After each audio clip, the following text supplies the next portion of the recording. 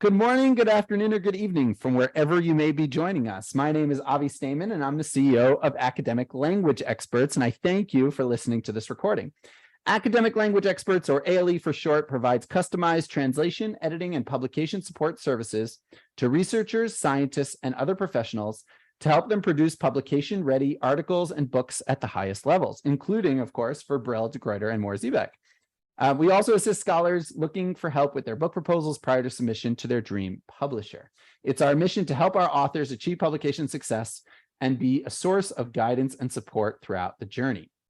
We thank you for joining us today for our publication success interview. I believe this is around number 25, where I engage in conversation with innovative thought leaders in the world of academia about how they are influencing the world of scholarship in the hopes of helping authors to better understand the publication landscape and build bridges between authors, publishers, and funding bodies. Today, I'm delighted to be joined by three experienced acquisitions editors and senior editors at different leading academic publishers. So first is Dr. Sophie Wagenhofer from de Gruyter, Dr. Moritz van de Bulger from representing Brill, and Elena Müller representing Mohr-Siebeck.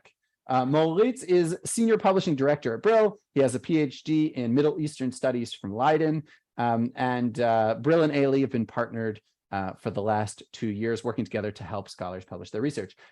Sophie is a historian with a special interest in Middle East and North Africa, and she has been working in Berlin for de Gruyter for the last 10 years, and is currently the Program Director for History as well as for Library and Information Sciences.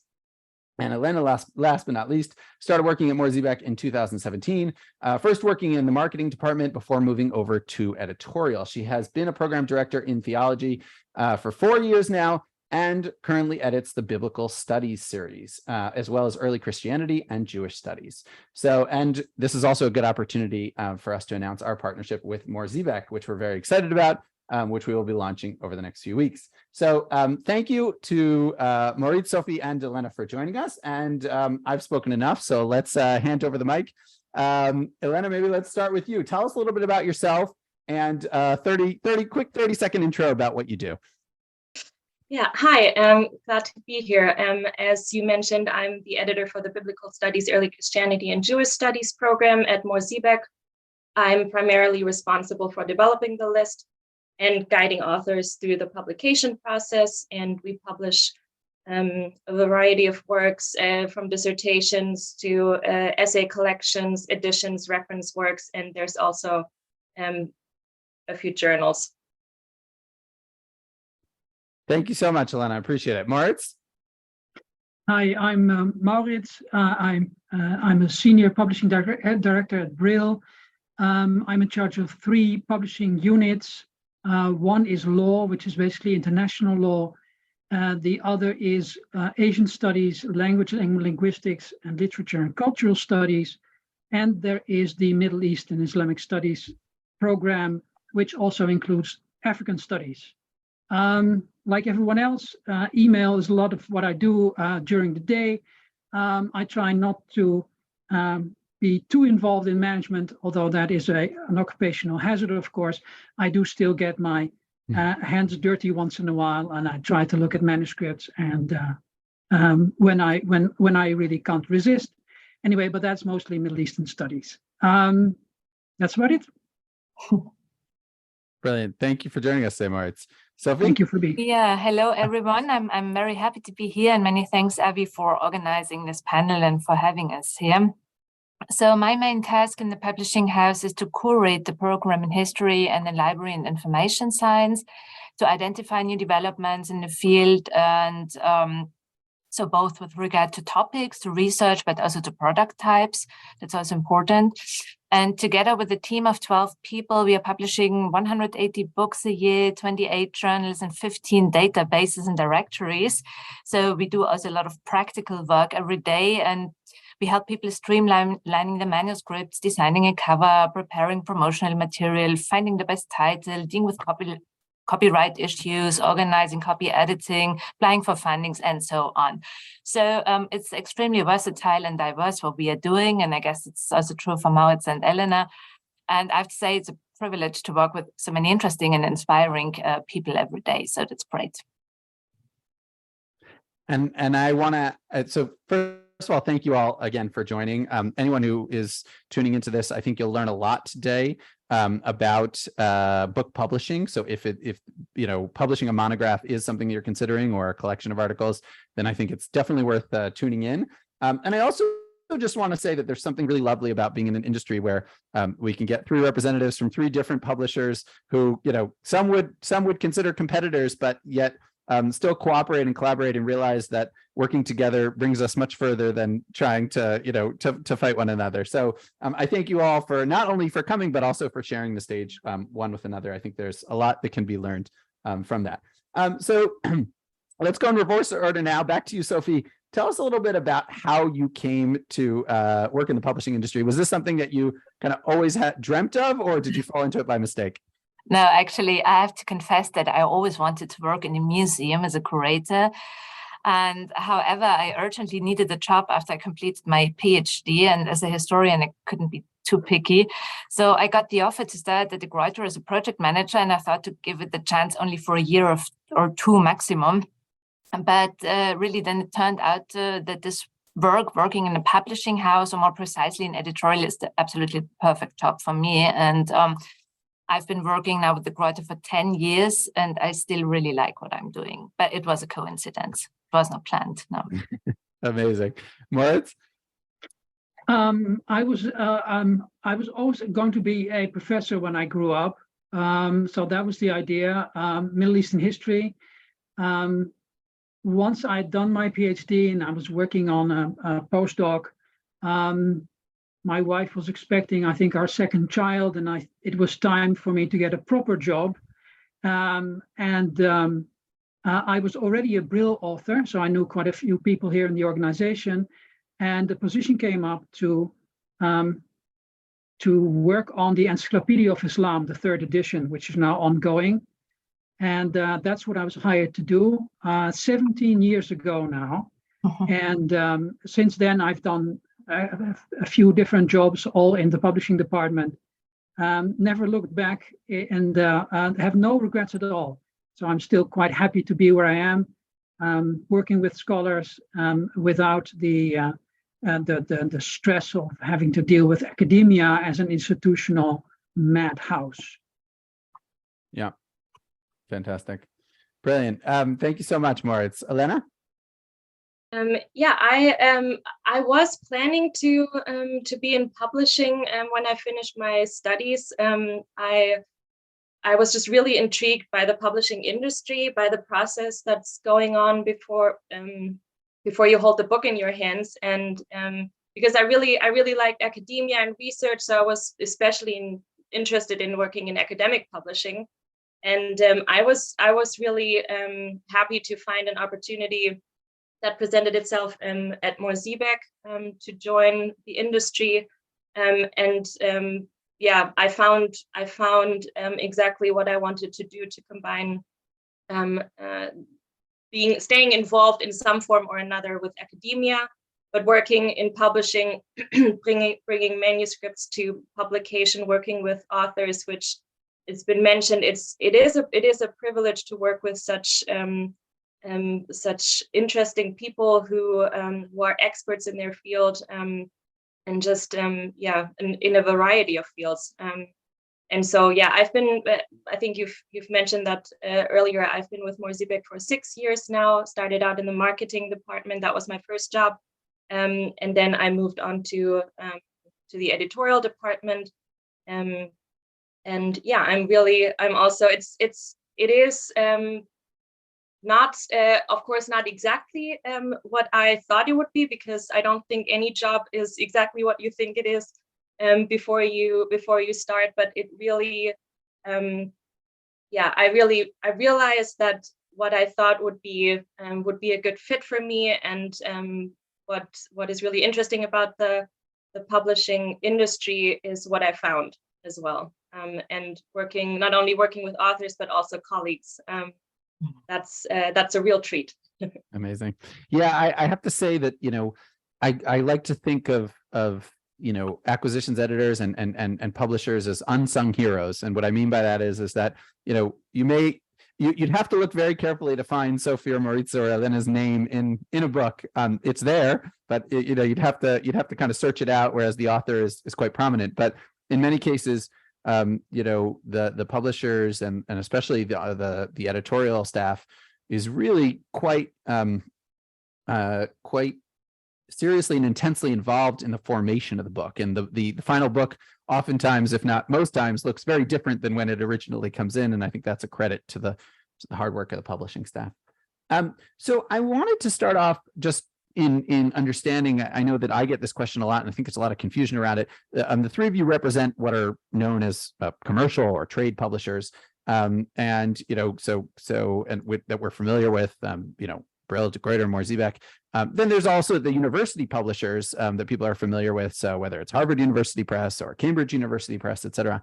So I'm curious specifically, I'm sure there are differences in terms of internal structure and things that might not be less relevant and interesting, but I'm curious from an author's perspective, do you think that distinction is something that should be important to them, whether it's a university publisher or a commercial publisher, or do you think they should be looking more at the titles that are coming out of the specific series and deciding based on those requirements? Maybe Moritz, we'll start out with you.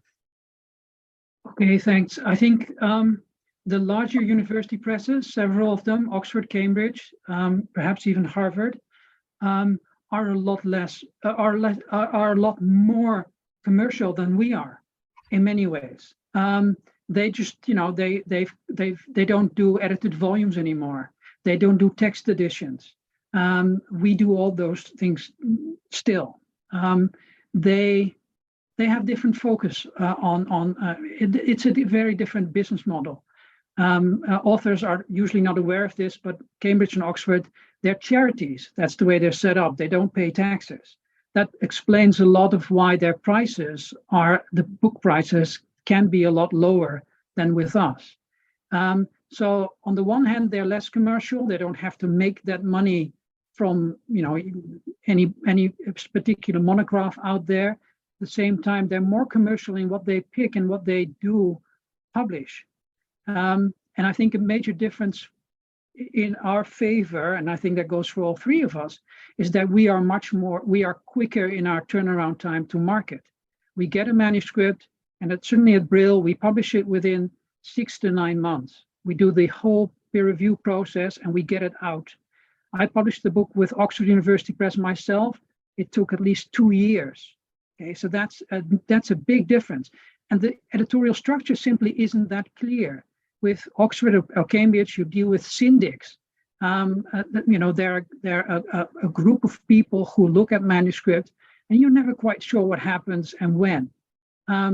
At Brill, as I'm sure with Morziebeck and de Gruyter, we have very clear structures. We can tell you when you come in with your manuscript, what's going to happen. We can tell you how long it will take. We can tell you exactly what's going to be done.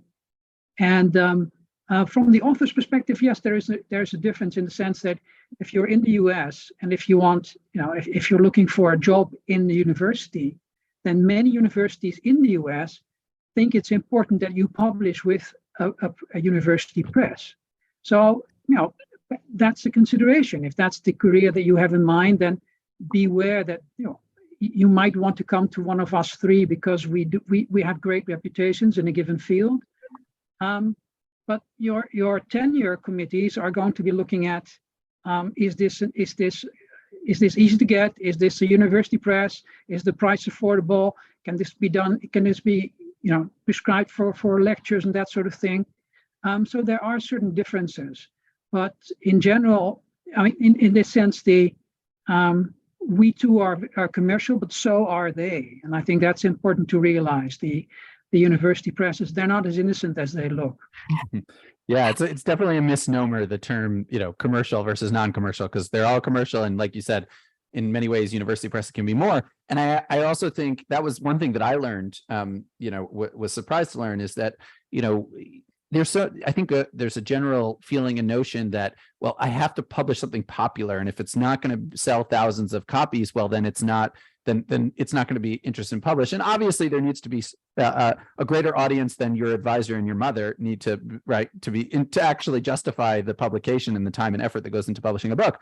But I think that, there's definitely room for publishers who are publishing manuscripts of great, or monographs of great importance, but may not be bestsellers. Those things don't always conflate, and oftentimes do not. So that's a really important distinction to be made. Sophie? Yeah, I can fully agree with Maurits, and I think one of the main differences is that for us as an academic publisher, content is key. So our concern is not to produce a bestseller, but to give a platform to innovative and original research. And very often this is not really targeting a very broad audience, and we are aware of this. And very often, or not often, but sometimes, yeah, maybe the form could be a bit more attractive, but this is not the main concern. The main concern is that there is a very brilliant academic idea involved. And this is what we are looking at. And in this respect, yeah, I would also say that we are less commercial, and maybe the distinction could be university press versus academic publishing. And so when I hear the term commercial, it's more like books for, I don't know, for fun or for practitioners, or I don't know. So it's commercial, and what we are doing is not really going very well together, because we have sometimes very low print runs because our topics are so specific, but it's still important to give it a platform from my point of view. Yeah. For sure. It's important to also, in this context, emphasize that the emphasis that all of you put on the humanities, right? And that's not something that should be taken for granted. Humanities and social sciences, in the sense that it's, in many ways, the big market, so to speak, is in the STEM journals, and you really have to be mission driven to a large extent in order to say, no, the humanities are important, and people have important ideas to say, and it's great to answer the questions of what, but also the questions of why, have meaning and purpose in our lives, and understanding our history, and enable us to really, make important decisions and discoveries. And so, kind of not just thinking about what's going to sell the most copies, I think is something that's a lost art that is important to focus on. So I want to ask you, I want to ask a few pragmatic questions, because I'm sure there are a lot of people here who are, kind of saying to themselves, well, I've never published a book before. Even if you have published a book before, it's a new process. It's not like a journal article where, you do that a couple times a year. After a few years, you get the hang of it. Books are, a few times in a lifetime, maybe, and a really unique experience. So I think the first thing that, authors kind of get lost in is the sea of different publishers, different names that they see. They may have heard reputations, from here or from there, but they oftentimes don't know how to go about even making a short list of which publishers would potentially be, relevant to them. Oftentimes they'll just associate it with, well, if this is associated with a certain university or a certain, but they don't really have a sophisticated means of making that list for themselves and reaching out. So what are some of the kind of tips and tricks that you would recommend to kind of go about that process of making that short list for authors and determining which publishers would be interested? And maybe we'll do Elena, Sophie, and then Moritz. I think my first recommendation would be to look at the books that have been influential for your own work. Where are they published? Where are similar works published to what you're doing? And which publisher or which book series, more specifically, would provide the right context for your book. I would also say that there are, what are your priorities as an author? Like, what do you expect from a publisher? What would you like for them to provide for you? Maybe also what experiences have your colleagues had? But I would say those are those are the questions that come after you've looked at where does the content of your book fit in well when it comes to, for example, in a series, which books have been published in that series. Would readers who know the series, would they, when they want to find your work and have that context of a book series or of a publisher, I think that would be really important. Yeah, and I imagine that you appreciate when people come and say and tell you that they think it would be relevant for a specific series, as opposed to just kind of dumping it on your desk and hoping you'll figure it out. Oh, for sure. Yeah, when an author approaches us and says, I think my work would fit in well with your program, and specifically this series, maybe also because of this book that has been published before in the series, or just generally the audience I'm trying to reach, that's important. Yeah. Thanks, Lena. Yeah, I would take exactly the same path as Elena suggested, and maybe a very practical way to see where you want to see your own book is to browse bookshelves in libraries or even in an academic bookstore. And you can also go to book exhibitions during bigger conferences, congresses, or book fairs. You know, and then you see, this is exactly where I want my book to be. You know. And another thing I always would advise is to be very honest with yourself and to ask yourself some questions like, why do you need this book exactly? For what? Is it for an academic career, or is it just to get your PhD title, or what do you want to achieve with the book, and how much time and maybe even money you're willing to invest? Because Moritz already mentioned that it takes much longer to publish in a university press than, for example, in an academic publishing house. And even uploading your work in a university repository today is an alternative. So you have to be very clear in where you want to go with this publication. Yeah. Thank you, Sophie. Moritz? I think a shortlist is really easy to make. You go to the Curate, Ziebeck, or Brill, not necessarily in that order, and you just and that's a good start. And yeah, as Sophie just said, if you have a lot of time, and if you don't need the book by next year, you can also consider the larger university presses. But otherwise, I think it tends to be, you look at where your supervisors have published their PhDs or their books, and the books that you've worked on with in your research. The people you would like you'd like your work to be next to on the shelves. Which is the intellectual context that you feel at home with, and then I think you need to find a publisher that you get that you feel that you have the good feeling with, that it's really this is a very human endeavor that we do. Publishing is a service for academics, and we help you get your view out there. So it's also important that you feel comfortable with the people that you're dealing with, and that you know who you can call when you have questions. Yeah, and I think that goes for all three of us, for all of our companies, that we still have, we have people in Germany, in the Netherlands, in the US that you can ring. There's an office there.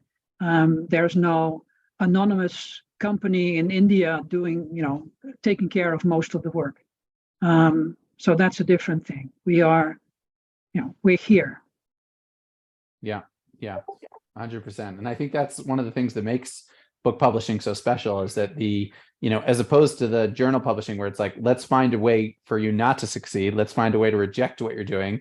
I think in the book publishing world, it's let's find a way, if you've got a kernel of novel, interesting, fresh ideas, let's work together in order to build that out. And I recently made this argument in an article, in an op-ed that I published in Scholarly Kitchen, that we could all do with a little bit more of the book publishing model of being human and friendly and front facing, and a little bit less with kind of the cutthroat, 98% don't succeed model, which I don't know if is good for research or good for researchers. I also oftentimes just recommend to get into the habit of, instead of jumping, we oftentimes skip the first 4 or 5 pages and then go straight to the introduction of the book.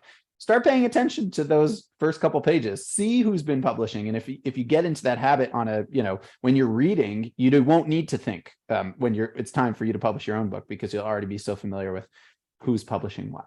Now I want to ask, I find it, we often get researchers who come to us looking for help with translation or for editing.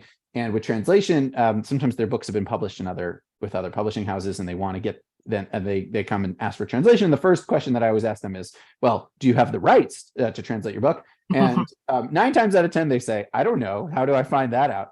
And that makes me realize that they have never read their contract, or if they did read their contract, they don't really know what's in it.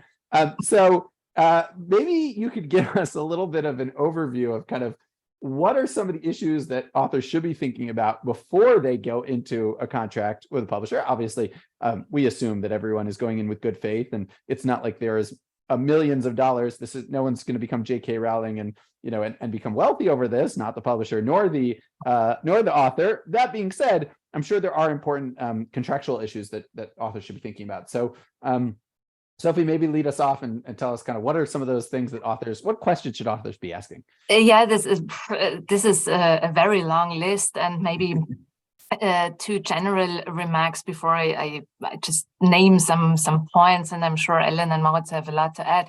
So in general, I think people should always ask as many questions as possible and necessary. So don't be shy and try to really get answers to all points that are not clear. It's if it's the first publication, it's clear that a lot of things are difficult or unclear. So just be brave and ask your editor, meet them maybe at conferences, or just ask for a meeting, a phone call or a Zoom meeting, and then come with a list. And another thing that is very important, trust your editor, and please take the answers and advices serious. I mean, most of us have been midwife for hundreds of books, and we know what we are doing. So, and as you said, there are not millions of dollars involved. So normally, if we give advice, you can trust us that it's a good one, And so, I mean, just to raise some points that you should discuss before you sign a contract. I mean, maybe you should be aware of how the review process and the revision process works, and you have to clarify questions. Who is doing the layout? Who is doing the copy editing? Do you have to pay subsidies, or do you receive honorarium? So questions around money are important, I think. How many complimentary copies do I receive? Is there an ebook version available, or maybe a paperback option? What about open access? Also, translation rights are a good point. So I think there is a long list with things that are even sometimes negotiable. So it's not always that we give a firm answer and say this is an imperative and this is how it will be, but sometimes you have the possibility to say, no, it would be for me important to keep, for example, the rights for a French translation. Then we can say, okay, why not? So ask questions, but also accept a no if sometimes things are not possible, and you have to decide if you move somewhere else or if you can live with it. Yeah. Thank you, Sophie. Those are great tips. Yeah, Moritz?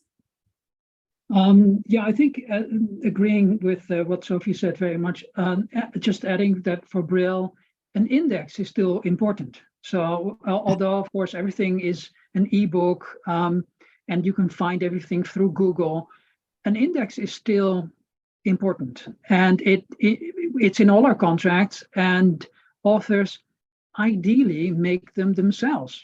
They know their work, they know what's important, and it is a tremendous finding aid for your readers. And although it seems a bit outdated and old-fashioned, and to have this at the end of your work, it is still extremely important. So we always, it's standard in our contracts, and people don't actually realize this until they get their second proofs, and the publisher starts asking, where's the index? And then they realize, was I supposed to do this? Because as you say, Avi, people don't read their contracts. They're happy to have one. They sign it, and off they go. So for us, for Brill, that really is important. We insist on indices. We will do what we can to help authors. We have tips and tricks. We try to point it out early in the process, but yeah, I think this is one of those things that scholars tend to overlook. They're up to here and they're in the content. They just want to get the book out. This is an important thing. Well, I can tell you from experience that usually the next step after that is that they freak out and then call us to quickly help them with an index prior to publishing their book. We get a lot of those kind of projects, and I agree with you. There's almost no one, there is no one better than the author to actually complete their index, because being able to decipher between what's critical and what's secondary, and how they want to divide up, whether it's a subject index or a name index, et cetera, are important questions. But there are folks who by that time of the book are just kind of want to be done with it, or may not have the time because of their other hats they wear or responsibilities they have, and we often help out in that role. Elena? Yeah, I'm making that experience too, that the indices are often something that authors don't realize was in the publication offer or is in the contract. So as you said in the beginning, Avi, it is important to really talk through any questions you might have as an author, and don't be shy. You have your personal point of contact at the publisher to guide you through the process, and so it is important on the front end to know what you're signing up for, and also what the publisher is signing up for. So I think it boils down to what's the expectation that you as an author will be providing to the publisher, and what's the expectation that the publisher will provide for you. And so as Sophie has mentioned, is the copy editing, is that part of the contract or not?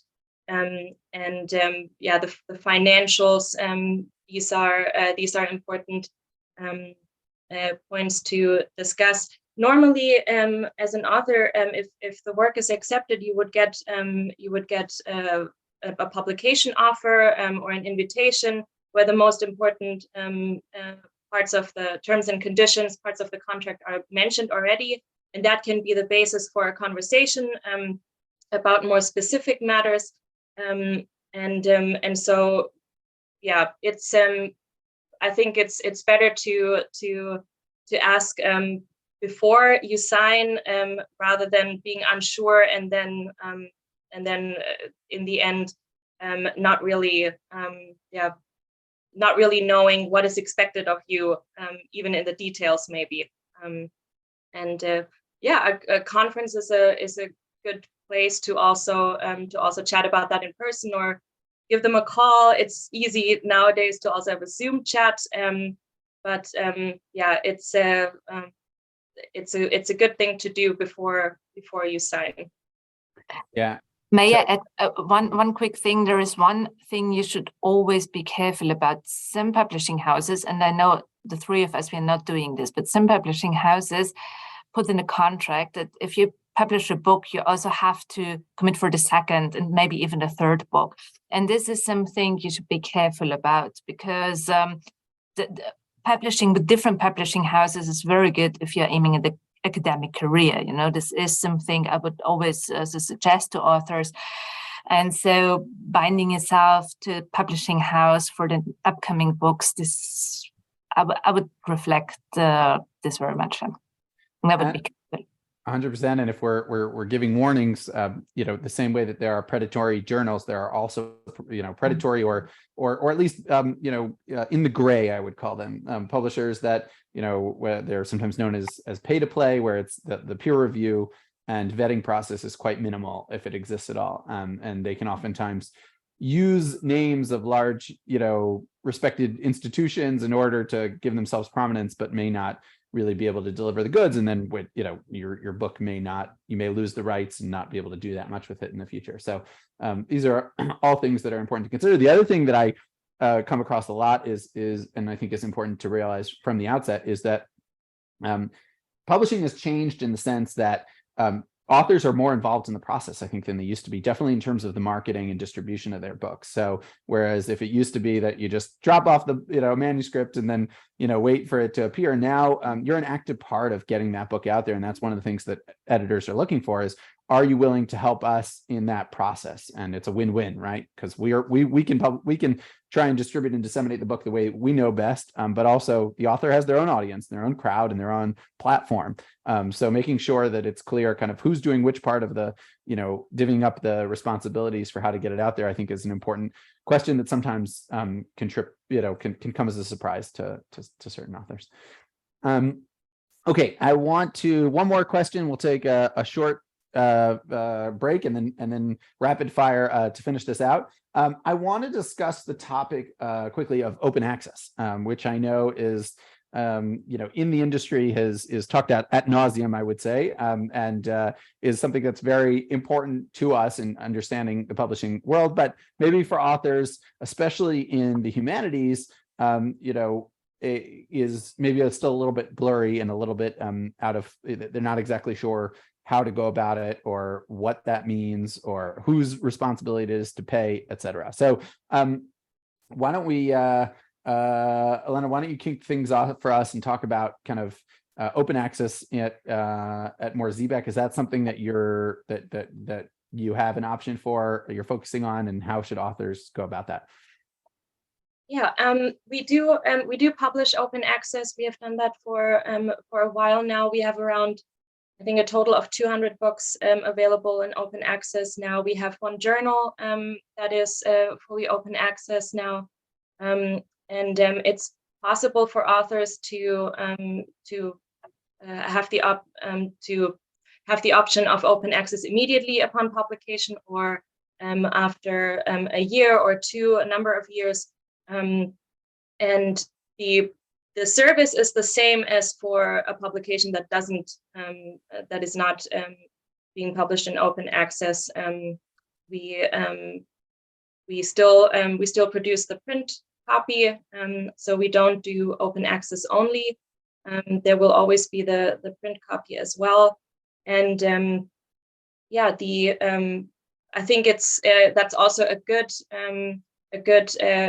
point to discuss before the publication. So when you're as an author, when you're discussing the terms of the contract, and that you if the publisher isn't mentioning that already, that you ask about open access options, if that is something that you're interested in. Or I mean, some authors have the requirement to publish their work in open access, and so it's important to talk about that as soon as possible. Thank you, Anna. Moritz? Yeah, so I think it's pretty much the same for Brill. Everything we publish is both electronic and print. So the open access option is always there. More and more we ask people before we start whether they are obliged to publish in open access, and if so, then we look for opportunities of how that fits best. So I agree with Elena. The sooner the better. The earlier you know in the process, the easier it is to discuss it. But we also get more and more that people want to flip books that have been published 3-5 more years ago, and they have some money, they come to us. And in general, the door is always open. Brill very much embraces open access as a publishing model. Whatever authors need, we can look for opportunities, we can look for ways to make things work. And we're always happy to help search for money. We have a department here with several colleagues who do this every day, all day. They know the way to find money in Europe and in the US, in Asia, wherever. So it's it's very much integrated in everything we do.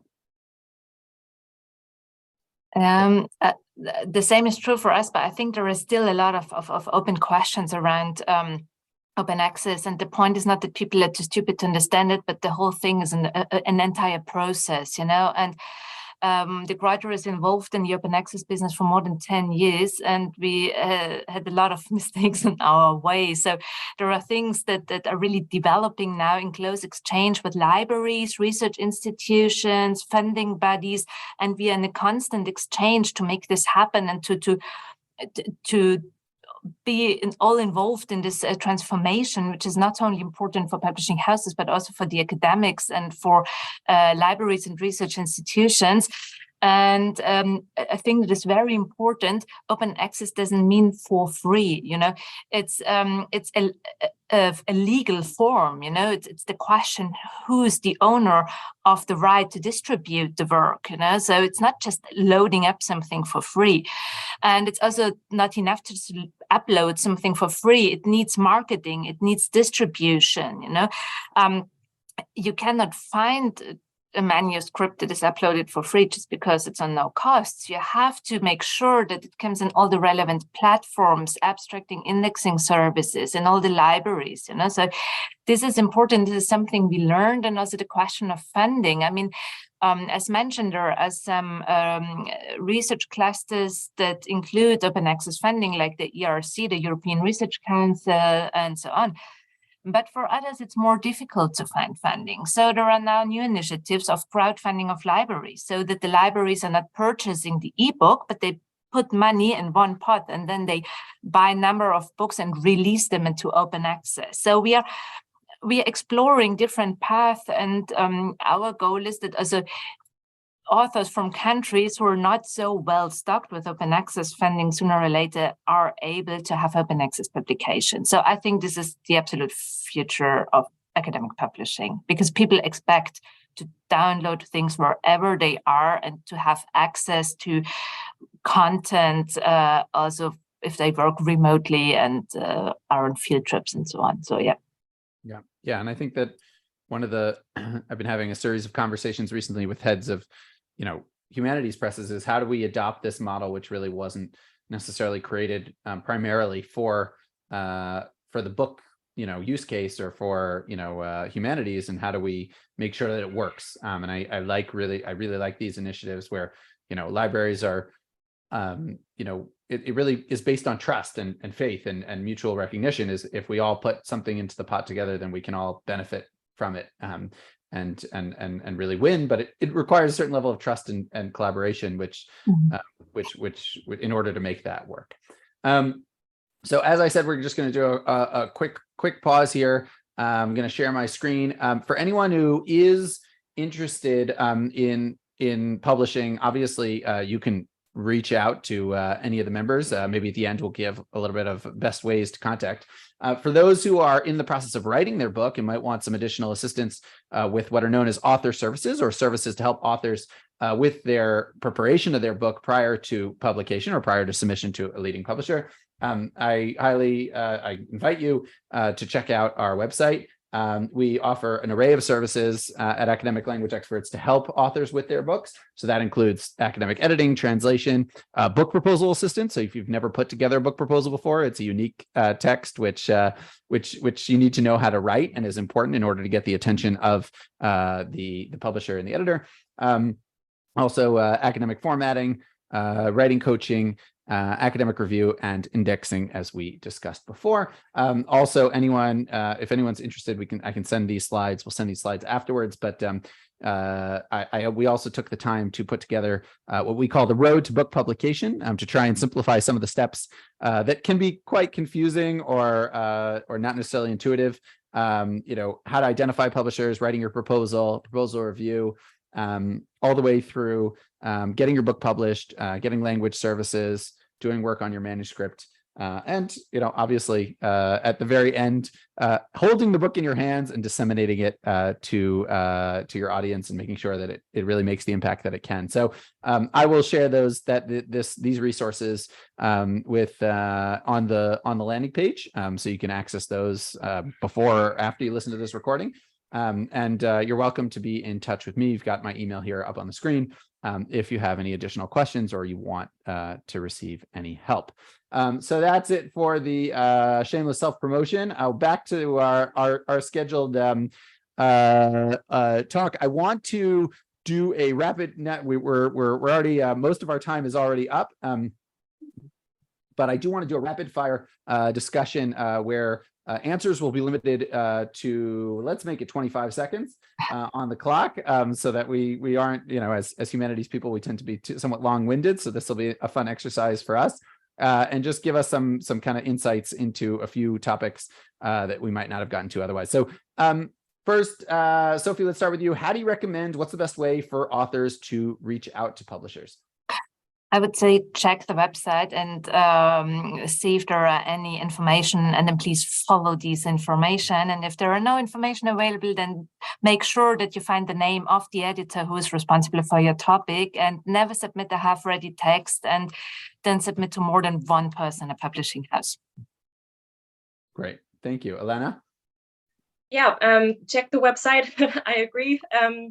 There usually are points of contact listed for where your book, which editor your book would, which editor is responsible for the program that you want to publish your book in, and reach out via email, or if you have the opportunity at a conference, go stop by the booth if that publisher is in attendance, and introduce yourself. Make the contact. We always love to meet authors, potential authors, existing authors face to face if we've only had email contact. So feel free to come by. Thank you. Yeah, same here. Whichever way authors are comfortable with, through social media, through email, finding us at conferences, we don't care. Just get in touch. We're always here. We're happy to talk. We're happy to give you advice about, what works for you. And so it's don't be shy and just get in touch anywhere you want. And indeed, Brill.com is where to find the list of publishers. And even then, if you send it to somebody in sales, they will still find us. And it doesn't really matter. It's just get in touch. That's it. Indeed. And Moritz, we'll circle back around to you. I'm curious to hear, at what stage in the writing process do you want people to contact you? Is it after they finish the whole book? Is it when they just have a basic idea? Is there a specific time frame? We get all sorts. So that's okay. People come to us and say, we have an idea. And then, okay, you talk about the idea. But we've also had people coming to us and saying, we have a reference work almost, something that's 5-6 volumes big, and you can't believe your luck when it just sort of, the sky opens and from the heavens it drops down. It's just, these things do happen. People have been working on something huge for years and years and years and not even tell their own mother. And then they sort of, humbly ask you whether you might be interested, and everything in between. So it's wherever when you feel you're comfortable to share what you're doing, come to us, find Elena, find Sophie, find me, and talk to us about your dreams, about what you're doing. It really doesn't matter when or what stage you're in. I think we're all happy to talk whenever. Great. Elena? Yeah, I also get inquiries at various stages of the manuscript preparation or the project development. So whenever authors feel like they also maybe need some more information as they shape their project, so you can get in touch earlier. If the manuscript is already finished, wonderful, get in touch. It also depends a little on what authors need and want in the stage that they're at. Thank you, Sophie. Yeah, I agree. come whenever, and it depends on what answer you expect. If you're waiting for a clear yes or no, then the manuscript should be ready, of course. If you have a vague idea of a very innovative, super new, wonderful publishing format, then involve us early so that we can make sure it's realistic and that we can develop it together with you and everything in between. Yeah. Got it. Yeah, this is definitely number one thing that I see among researchers is that they do not think that they're supposed to come until they're pretty far along. And I always encourage them. I say, no, they're lovely people and they like ideas and they're happy to speak to you, even if nothing comes out of it right away. So definitely encourage you to go up to that booth, whether it's virtual or in person, and make yourself known. This brings us to the end of our time, but I want to give everyone the opportunity to sign off and let us and tell me if either you personally, if there's a way or a best way to follow you or to contact you, follow you on social media, if you're active, or if not, then best way to kind of follow or learn more about your series or your publisher, so that people can follow up as relevant. Yeah, Moritz, want to start us off? Again, find us through the website or whichever way. Social media doesn't matter. I think one last point to make is that Mohr-Siebeck, De Gruyter, Brill, we are all very good publishers, but reach out to one at the time. So don't waste all of our time on a manuscript that only one of us is going to publish. So if you go to Sophie first and she wants it, then congratulations. But then, don't just focus, choose carefully and get in touch with one of us. We invest time, we invest money. If we pay peer reviewers, it's a commitment that we feel, and we need it to be mutual, and we need it to be, certainly at the early stages, exclusive. Sophie? This is a very important point. Yes, so you can talk to as many publishers as necessary, of course, but please only to one at a time. And as you have seen, maybe Elena, Maurits, and myself, we know each other quite well, and we work closely together sometimes, and we talk. And so sometimes we make then discoveries that we don't like. So watch out and be careful. But of course, if you just want information and if you want to compare services and see where you feel comfortable, then of course it's absolutely okay to reach out. And I think most of us have, all of us have good websites, and we are available by social media and email. But as Elena says, and I can just subscribe to this 100%, we love talking to our authors. So if you're at conferences, come to the book stand or to the booth and talk to us, introduce yourself and your project. We really like this. It's the best part of our work. Nice. Thank you, Sophie. Elena? Yeah, you can reach us also on our website. We have contact information for all our editors, for production managers, for sales. So you can reach us individually, and you can subscribe to our newsletter with new information on books. It's all there. There's also a part on the website where you can find out more about how to submit your publication request, how to submit the manuscript, open access, etc. It's mohr-siebeck.com in one word. Brilliant. Thank you to all three of you, Moritz, Elena, Sophie. I know I learned a lot, and I'm sure that our listeners and audience learned a lot too. And I think that I commend you for the human and thoughtful approach with which you go about your work, and I don't think it can't be overstated, because I think that there are other publishers or other parts of the publishing world where there are other focuses, and the fact that you still see the author in front of you and are warm and engaging and invite them into that conversation enriches all of us and enriches science and enriches the final books that we all love and cherish. So